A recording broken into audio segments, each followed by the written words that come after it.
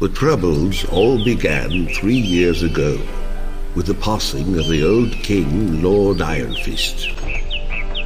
The king left 2 sons. Roland was good, kindly, and honorable, while Archibald was not so good. Traditionally, the choice of the heir falls to the royal seer, but he died in a tragic boating accident. His successor's luck was no better, with Frederick falling out of a window, Robert slain by a dragon, and Johann dying of food poisoning. Archibald accused Roland of murdering the seers, and issued a proclamation against Roland. Fearing for his life, Roland fled the place for his castle in the west. With Roland gone, Archibald was able to influence the new royal seer's decision. The seer chose Archibald, and Archibald crowned himself king the next day. And so the war for succession began.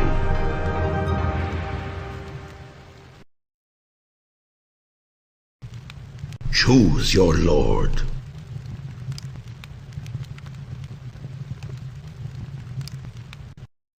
My faithful vassal, I greet your pledge of loyalty with gratitude and relief. As you know, my wicked brother Archibald has seized my father's castle and usurped the throne. Only the lords nearest the castle have been quick to swear allegiance to him, but I fear even distant lords may take the oath in the absence of a viable alternative. I am determined to provide that alternative, even if it means making war on vassals formerly loyal to my father. Therefore, it is with a heavy heart that I must order you to compel the loyalty of the barons nearest my summer palace by force of arms.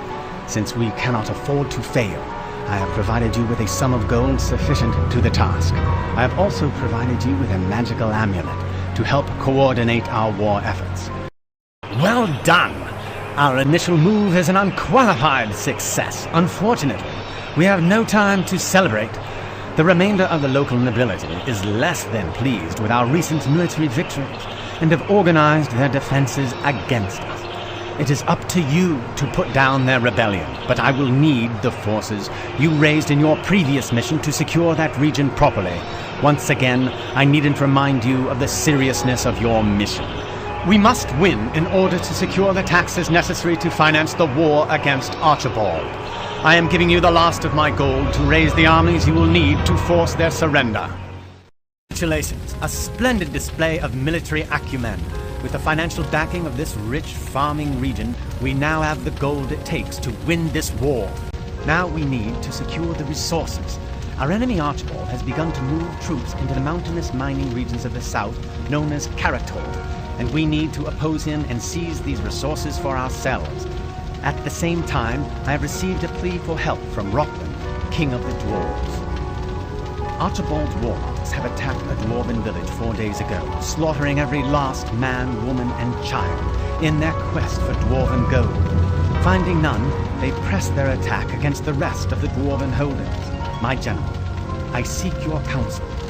Shall we launch an immediate attack on Archibald's forces in Karator, or shall we go to the aid of the dwarves? Roland has sent a messenger to convey his undying gratitude for your assistance against the warlocks. In return for your aid, Roland has promised you the unconditional support of the dwarves for as long as you should serve me. Already he has sent troops to the Karator Mountains in anticipation of your move against Archibald. His forces await your command. Strengthened our position immeasurably. This strength, in turn, has begun to convince some of the more cautious lords to join our righteous struggle. 2 of these neutrals have finally agreed to join our side. Their strongholds lie in a key valley that must be controlled in order to maintain supply lines to Archibald's castle. Your orders are to raise an army from the local population and launch an attack against the other 2 disloyal barons in the valley. Once this objective has been achieved, we will be firmly in control of the continent's resources and will at last shift from defense to offense. General, this is King Archibald speaking. Your exploits in the field have impressed me, and I have decided to offer you one chance to join me and receive a proper reward. I can offer riches and power that my brother can only dream of. wealth and power against the certainty of the hangman's noose when I inevitably crush my brother's feeble forces. Well, what do you say? Seer informs me that you have turned down an offer to betray me.